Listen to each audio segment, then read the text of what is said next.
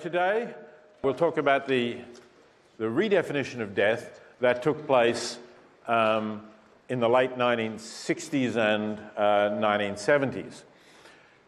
You may think, why are we talking about this issue? There are lots of controversial issues about sanctity of life questions that seem much more, I don't want to make a terrible pun, but much more live issues today, like abortion, like euthanasia and physician-assisted dying and so on. So why are we talking about something that seems to be settled, on which there seems to be a consensus, which we don't have a lot of legislators trying to change the definition of death at the moment, let alone protests outside hospitals that are operating with the definition of death. So why talk about it?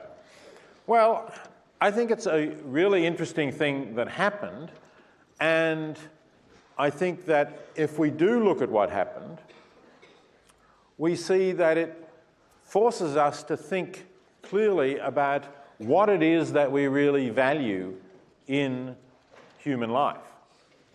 And if we're going to talk about, as some people do, the sanctity of human life and when we ought to be maintaining and protecting the sanctity of human life, and whether it's wrong to not maintain that in some circumstances, then it's obviously really important to know what it is that we value about human life. So that's one major reason for talking about this. Another is that it's actually, I think, historically quite an interesting process that this change did occur, and it makes a contrast to other issues that we are debating at the moment around this topic. So,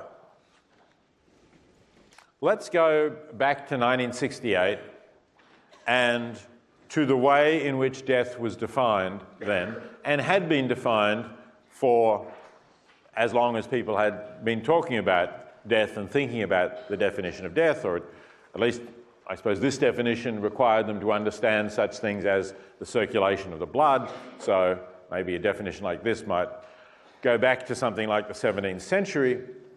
But the basic idea, I think, was always there. So this is a standard law dictionary in 1968, Black's Law Dictionary, defines death as the cessation of life, okay? Ceasing to exist, defined by physicians as a total stoppage of the circulation of the blood. Cessation noted the word animal and vital functions consequent thereupon, like respiration, pulsation, and so on. So that was the accepted definition until that time. Now, why did that change? Well, undoubtedly, it's not a coincidence that this changed around the time that organ transplantation was becoming possible. In the 1960s, already a couple of years before this, people started transplanting kidneys and showing that kidneys could be transplanted and that somebody who was suffering from kidney failure could get a kidney. Now, in the case of kidneys, you can wait until the patient is dead by this definition. That is, you can wait until the heart has stopped beating, and the kidney is still okay to transplant. You can still remove the kidney after the heart has stopped beating, and you still have a viable kidney that you can transplant to someone else. But just around this time, Dr. Christian Barnard, a famous South African surgeon, performed the world's first heart transplant. And with the heart, if you do wait for it to stop beating, then it does deteriorate. The heart muscle deteriorates if you wait for it to stop beating and then transplant it. So although the first transplant was not very successful, the patient lived only 18 days, other surgeons then started doing transplants, and it looked like, and indeed it was, as it turned out, a promising surgical procedure that could save the lives of people whose heart had failed and who otherwise were certainly going to die. So there was a lot of excitement and interest in the possibility of doing heart transplants, and of course in getting hearts in the best possible condition to do those transplants.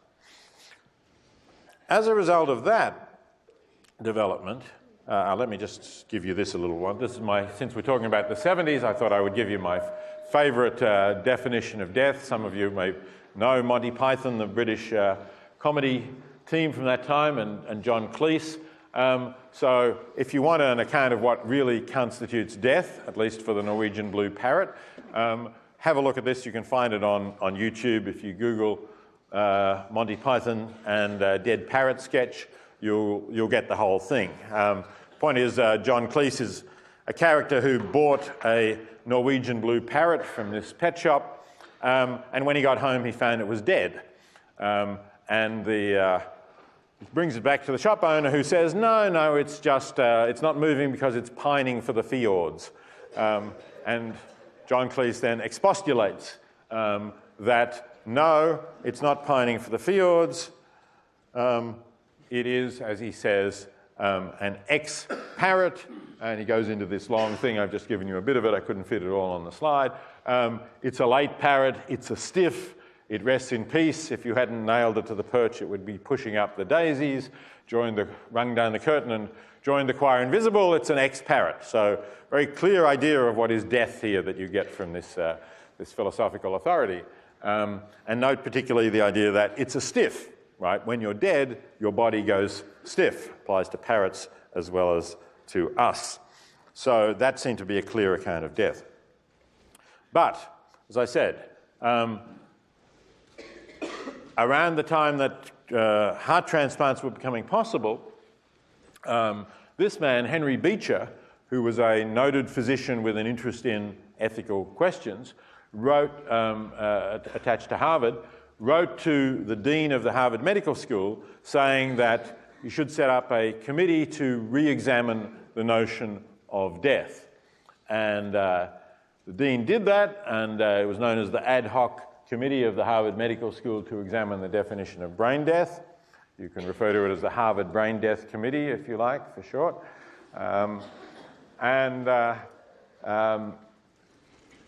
The body completed its work rather quickly. So by August 1968, it had reported, that's in your reading, the report, and it starts out by saying this: our primary purpose is to define irreversible coma as a new criterion for death.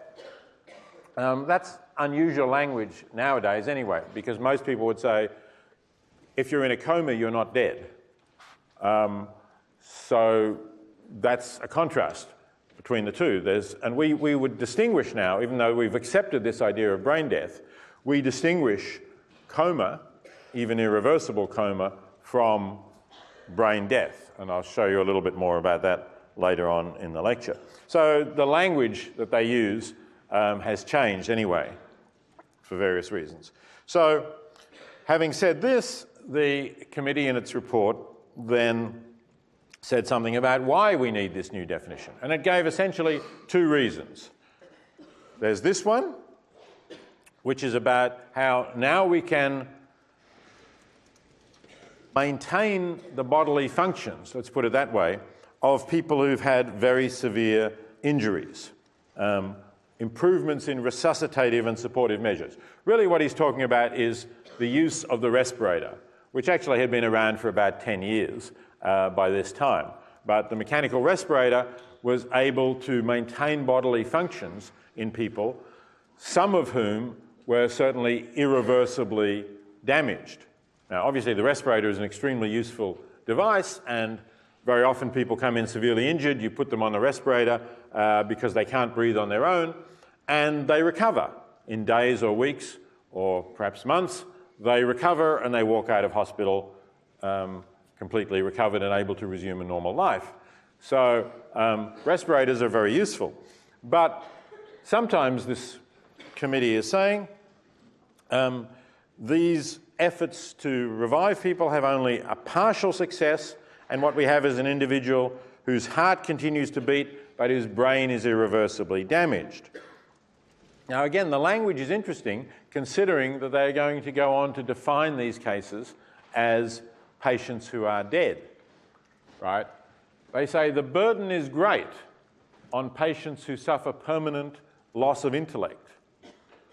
Well, if you're dead, or even if you've suffered permanent loss of intellect, at least assume we're talking about complete loss of intellect, that is, or complete loss of consciousness, intellect again might not be quite the right word, it's hard to see how you're actually under a burden, how you're suffering. The other burdens they mentioned certainly are true. It's a burden for your family. If your body is still functioning in a hospital, they can't really grieve for your death. They can't go through the usual rituals, the funeral, and try to get over your loss because you're still there in hospital. They may still come and visit you. So there is a burden there. There's clearly a burden on the hospitals, a burden of paying for the maintenance of this patient, taking up an intensive care bed in the hospital, and on those who need hospital beds already occupied by these patients. They can't get into the intensive care unit perhaps because they're already occupied. So the other burdens are undoubtedly true. But if you're saying that someone is dead, or if you're about to say that someone is dead, it's very strange to say that they are suffering under a great burden. And these sort of ways of thinking are interesting because it makes you ask, are they really thinking of these patients as dead, if that's what they're saying? But then they had a second reason, and that relates more to what I was saying about transplant.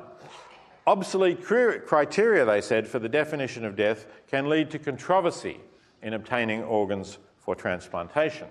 And obviously, if you do want to obtain organs for transplantation, you don't want to have controversy. You don't want to have doctors saying, I don't know if I can take this organ, because then often they won't. They'll worry about getting sued by the family of the patient. In fact, in an earlier draft of the report, which we now have because it was put into the Harvard archives and is now available for scholars to peruse, in an earlier draft, it read like this: there is a great need for tissues and organs of the patient whose cerebrum has been hopelessly destroyed in order to restore those who are salvageable. So this statement clearly contrasts the idea of those whose cerebrum has been hopelessly destroyed and you can't restore them with those who are salvageable. Looks like a trade-off of the two. Now that draft was sent to the dean of the Harvard Medical School who'd appointed the committee, and he advised against this language. He said, this language makes it look as if you're redefining death in order to obtain more organs to save people's lives. And wouldn't it be better to speak in terms of clarifying the criteria for doing this? Which, as you just saw, is exactly what the committee did. They took that advice. But this was clearly their original thought, and it looks rather like they changed the language because they thought it was politically unwise, perhaps, to be as clear in their statements of the reasons for the change they were making as this statement is. Okay, so the result of that report was generally accepted, although people thought, well, it needs some tidying up, as I mentioned, the language. Eventually, President Carter appointed a commission for the study of ethical problems in medicine, and it looked at the definition of death, and so it came up with this definition, which is pretty much the one that is used in this country, I think in all states of this country, and something like it is now used in almost every other country, although a couple of countries do have slightly different language. But you can see here the idea is that we now have two ways in which you can be dead. There's the traditional way, irreversible cessation of circulatory and respiratory functions, or so even if your heart is beating, your circulation is going and so on, you're breathing, or if all functions of the entire brain, including the brain stem, have irreversibly ceased to function, then you're dead. And the determination should be made in accordance with accepted medical standards. They said that because, of course, the best medical standards for determining whether your brain has irreversibly ceased to function are going to change over time. You don't want to put them into law. So this is really what we have now in terms as far as the law is concerned. But there is a question as to whether we actually accept that this is really death, but I'll come to that in a moment. Why was this, you might say, why was this change not opposed by those groups that are strongly in favour of the sanctity of human life? Why was it not opposed? Well, one reason is that a decade earlier, in addressing a Congress of anaesthesiologists, Pope Pius XII had effectively said that the issue of when death occurs, the precise moment of death, is not one for the Church, but is one for doctors. The Church, of course, has its own definition of death, which, roughly speaking, is death occurs when the soul leaves the body. But that's not very useful for doctors in hospitals to determine when a patient is dead. So that actual determination, the Church said, is up to the doctors. And I think that was a significant factor in why the Church did not oppose this redefinition of death when it occurred.